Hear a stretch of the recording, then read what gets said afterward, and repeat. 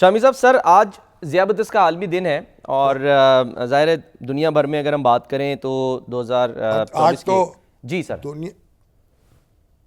دنیا بھر میں میرا خیال ہے کہ 830 ملین یعنی 83 کروڑ سے زائد لوگ جو ہیں وہ ذیابیطس کا شکار ہیں. پاکستان اس میں سر مرض کا 3 کروڑ شکار 60 لاکھ ہے اور تعداد.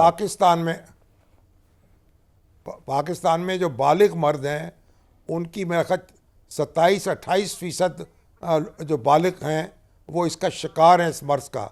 اور پھر یہ ہے کہ بڑی دلچسپ بات یہ ہے کہ جو کم آمدنی والے ملک ہیں اور جو درمیانے درجے کی آمدنی والے ملک ہیں وہاں یہ مرض زیادہ پھیل رہا ہے بنسبت ترقی یافتہ ملکوں کے. اور انڈیا کو تو ڈائبٹیز کا دارالحکومت کہا جاتا ہے کہ وہاں مریضوں کی تعداد بہت زیادہ ہے. لیکن اب یہ جو ڈائبٹیز کا مرض ہے اس کے کتنے سنگین اثرات ہیں, کتنے دل کے مرض اس سے لاحق ہو جاتا ہے اور مسائل پیدا ہوتے ہیں. سر اس میں اور جو بعض ایک لوگوں اور کو بڑا تو اہم پتہ ہی نہیں پہلو چلتا ہے سر, وہ کہتے ہیں نفسیاتی پہلو بڑا اس میں جو ہے وہ اہم ہے کہ لوگ ظاہر جس کو ہو جائے وہ پھر ایک الگ ہی اس میں چلا جاتا ہے. نہیں, نفسیاتی پہلو اپنی جگہ ہے. بہت سو کو تو پتہ ہی نہیں چلتا, کوئی چیک اپ کا انتظام ہی نہیں ہے, کوئی بہت کے لوگوں کی رسائی میں نہیں ہے میڈیکل ایڈ جو ہے. تو یہ بھی سارے مسائل ہیں. اور یہ بھی دیکھیں جو لوگ اس کا شکار ہو جاتے ہیں وہ ایک بیچارے نفسیاتی مریض بھی ہو جاتے ہیں اور اپنے فرائض ادا کرنے کے بھی بعض اوقات قابل نہیں رہتے. تو ڈاکٹر صداقت صاحب جو ہیں جی سر ہمارے ساتھ موجود ہیں, ڈاکٹر صداقت علی صاحب. ڈاکٹر صاحب جو ہیں وہ ہمارا جو ڈائبٹک انسٹیٹیوٹ ہے اس کے سربراہ ہیں اور ان کی بڑی گہری نظر ہے اس مرض پہ. اس کا بڑے اس کے جو معالجین جو ہیں نمایاں ان میں ان کا شمار ہے. تو ڈاکٹر صاحب السلام علیکم. وعلیکم. کیسے ہیں آپ؟ ڈاکٹر صاحب آپ یہ بتائیے کہ پاکستان میں اس مرض کی نوعیت کیا ہے اور شدت کیا ہے اور کیسے اس سے نپٹا جا سکتا ہے؟ اچھا, میری ذیابطیس سے دلچسپی کوئی 50 سال سے بھی زیادہ پرانی ہے. جب میں میڈیکل کالج میں تھا تو اس وقت پاکستان میں 1.5% لوگ ڈائبٹیز کے مریض تھے اور اب یہ تعداد بہت بڑھ چکی ہے. یہ 14% سے بھی زیادہ ہو چکی ہے آبادی کے لحاظ سے. یعنی کہتے ہیں 27-28% تک ہو چکی ہے جی, جو نوجوانوں میں. جی, نوجوانوں میں بھی اور ہر عمر کے لوگوں میں. یعنی میں نے 2 سال کی عمر کے بچے میں بھی ڈائبٹیز دیکھی ہے اور 80 سال کے نوجوان میں بھی ڈائبٹیز دیکھی ہے.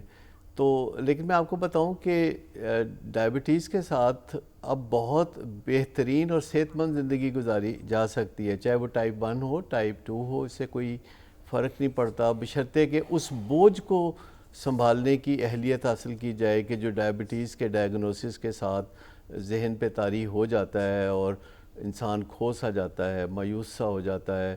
حالانکہ ڈائبٹیز کا عمر کی طوالت سے کوئی تعلق نہیں اور ایک صحت مند زندگی گزارنے سے کوئی تعلق نہیں. یہ ایک ایسی کنڈیشن ہے جیسے اینک لگانے کے بعد لوگ نارمل زندگی گزارتے ہیں.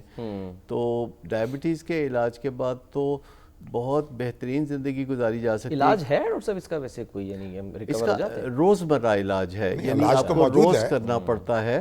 یعنی آپ کسی دن بھی علاج کو ترک نہیں کر سکتے اور اس علاج میں احتیاطیں زیادہ. مگر ڈاکٹر صاحب جی اصل مسئلہ یہ ہے کہ آپ کو ایسے لوگ ہیں جن کی رسائی نہیں ہے, جن کو احساس ہی نہیں ہوتا, کوئی چیک اپ ہی نہیں ہوتا, پتہ ہی نہیں چلتا, اندر ہی اندر مرض بڑھتا چلا جاتا ہے. یہ بھی تو مسئلہ ہے نا. دیکھیں لوگ اب ہر ایک کے پاس اسمارٹ فون ہے اور کچھ معلومات حاصل کرنا چاہیں تو ضرور کریں, کیونکہ ڈائبٹیز اب بہت دور نہیں ہوتی کسی کے. بہت قریبی عزیز کو ڈائبٹیز ہوتی ہے تو آپ کو کچھ نہ کچھ ڈائبٹیز کے بارے میں تو معلومات ہوتی ہیں. اور یہ جو ٹائپ 1 ہے اس کا جینیٹکس سے کوئی تعلق نہیں ہے, وہ آپ کے جسم کا اپنا سسٹم ہی پینکریاز کے خلاف حملہ آور ہو جاتا ہے, ایک آٹو امیون ڈیزیز جسے کہا جاتا ہے. اور ٹائپ 2 جو ہے اس کا جین سے تعلق ہے اور سٹریس سے بہت بڑا تعلق ہے, سست لائف سٹائل سے بہت تعلق ہے, واک نہ کرنا, ایکسرسائز نہ کرنا, تعلقات کی خرابی میں پڑے رہنا اور پھر رنگ برنگے کھانے کھانا. میرے دیکھتے ہی دیکھتے کھانوں میں اتنی بہار آئی ہے پچھلے 50 سال میں کہ انسان بچ نہیں سکتا اتنے اور بے وقت کھانا. ہاں آدھی رات کو آپ دیکھیں سارے شہر میں ہوم ڈلیوریز ہو رہی ہوتی ہیں اور ان کا بہت برا اثر پڑتا ہے کیونکہ وہ عام طور پر پزا یا اس قسم کی چیزوں کی ہوتی ہے.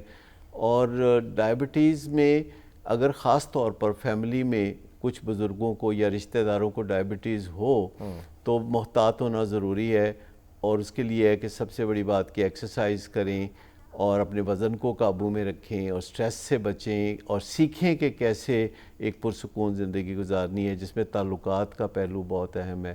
تو پھر ڈائبٹیز نہیں ہوگی کیونکہ آپ جینز کو بیٹ کر سکتے ہیں, آپ لائف سٹائل کی خرابیوں کو نہیں بیٹ کر سکتے, وہ چھا جائیں گی. کتنے پرسنٹ ڈاکٹر صاحب یہ چانسز ہوتے ہیں کہ جس کو یعنی کہ جس کی فیملی میں ہے اس کو یہ آگے منتقل ہو؟ 100% تو نہیں ہوتے, 50% بھی نہیں ہوتے. اس کا دار و مدار اس چیز پر ہے کہ وہ کتنی مدد کرتے ہیں اس بیماری کی کہ وہ ہو جائے. مجھے 1983 میں پتہ چلا تھا کہ میرے بڑے بھائی کو ڈائبٹیز ہو گئی ہے. اس سے پہلے میری والدہ کو تھی, 4 خالہ اور 4 ماموں کو تھی, تو بہت مجھے پتہ تھا. لیکن جب میرے بھائی کو ہوئی تو میں نے خاص احتیاط کی کہ اگلی باری میری ہے, تو آج تک نہیں ہوئی. میرا ماشاءاللہ بالکل ٹھیک ہے اسٹیٹس جو ہے HbA1c جو 5.5 سے کافی نیچے ہے, تو کامیابی ملتی ہے. ہمارے جو وسیم اکرم ہیں, جی وسیم اکرم جو ہیں جی ان کو بڑی شوگر کی بیماری ہے برسوں سے. چودھری مونس سلائی جو ہیں وہ اس کے بیمار ہیں عرصے سے, لیکن صحت مند زندگی گزار رہے ہیں. اور وہ تو وسیم اکرم تو کھیل بھی رہے ہیں اور پوری انہوں نے ایک طویل عمر کرکٹ کھیلی ہے ڈائبٹیز کے ساتھ. جب ابتدا میں ان کو ڈائبٹیز ہوئی تھی تو ان کی کرکٹ پہ برا اثر پڑا تھا, لیکن جب وہ علاج میں آئے تو ان کی کرکٹ اور بھی بہتر ہو گئی اور وہ بہت ان کا کیریئر کا شاندار دور تھا جو ڈائبٹیز کے بعد کا بھی تھا. اور آج تک وہ بڑے فعال ہیں اور بطور کمنٹیٹر اور ساری دنیا میں جو کرکٹ ہو رہی ہے. صبح اٹھ کے روزانہ بڑی لمبی لمبی یعنی کہ واک بھی کرتے ہیں کئی کلومیٹر. یعنی وہ یقیناً ڈاکٹر صاحب آپ کیا 1 2 3 کیا لوگوں کو آپ تلقین کریں گے کہ کس طریقے سے وہ اپنے ٹیسٹ کرائیں اور کس طریقے سے اگر یہ ڈائبٹیز کا یعنی سراغ لگائیں, پتہ لگائیں, تشخیص ہو جائے ان کی, دیکھیں کیسے ممکن ہے؟ آسان سا ٹیسٹ ہے HbA1c جو پچھلے 3 مہینے کی شوگر کا سٹیٹس بتاتا ہے اور ڈائگنوسس کرنے میں بڑی آسانی ہے, کلیئر کٹ. تو اگر پیشاب زیادہ آتا ہو, پیاس زیادہ لگتی ہو, پٹھے درد کرتے ہوں, عمر بھی 40 کے قریب ہو, کچھ موٹاپا ہو, خاندان میں ڈائبٹیز بھی ہو, تو لازماً ٹیسٹ کرائیں. ویسے ٹیسٹ کراتے رہنا چاہیے 40 سال کی عمر میں مختلف قسم کے. پہلی بات تو یہ ہے کہ پریونٹیو جو میئرز ہیں وہ بہت بہترین ہے. وقت کا ایک ٹانکا جو ہے بے وقت کے 9 ٹانکوں سے بچاتا ہے. دوسری بات ہے کہ چونکہ ڈائبٹیز ایک ایسی بیماری ہے جو نئی بیماریوں کو پیدا کرتی ہے, تو اس لحاظ سے بھی پرواہ کرنی چاہیے کہ اگر آپ ڈائبٹیز سے بچ گئے تو آپ سمجھے کہ بہت سی دیگر بیماریوں سے بچ جائیں گے, گردے کی بیماریاں یا بینائی سے تعلق رکھنے والی. خاموش قاتل اسی لیے اس کو کہا جاتا ہے. اچھا, دوسرا یہ کہ اگر کوئی واک کرتا ہے تو اس کے فوائد کوئی بہت ہی بے پناہ ہیں. یعنی ریگولر واک کرنا 30-35 منٹ روزانہ, جس میں کچھ حصہ تیز کچھ حصہ ہلکا, اور اس دوران ریلیکس رہنے کی کوشش کرنا. اور جب بھی واک کریں تو کسی سرکولر فیشن میں کریں, یعنی آپ ایک منزل سے دوسری منزل تک جانے والی واک نہ کریں بلکہ کسی راؤنڈ ٹرپ کو لیں, تو اس سے آپ زیادہ ریلیکس ہوتے ہیں. تو ایک تو یہ بات. تیسری بات ہے کہ جو تعلقات ہیں اس کو انسانوں کا تورہ امتیاز سمجھیں, کیونکہ اگر آپ خوشی بھری لمبی زندگی پانا چاہتے ہیں تو ویسے بھی تعلقات سب سے اہم پہلو ہے آپ کی زندگی کا. یعنی سماجی تعلقات جو ہیں, خاص طور پہ اہم جگہوں سماجی کے تعلقات, اہم جگہوں پر آپ کے تعلقات, جیسے گھر میں یا دفتر میں یا جہاں اکثر اوقات آپ کا آمنا سامنا رہتا ہے, تو یہ چیزیں کر لی جائیں تو ڈائبٹیز کو بیٹ کیا جا سکتا ہے. آپ یہ کہہ رہے ہیں کہ تعلقات اچھے ہونے چاہیے, گھریلو بھی چڑچڑے نہ رہیں, خوش رہیں,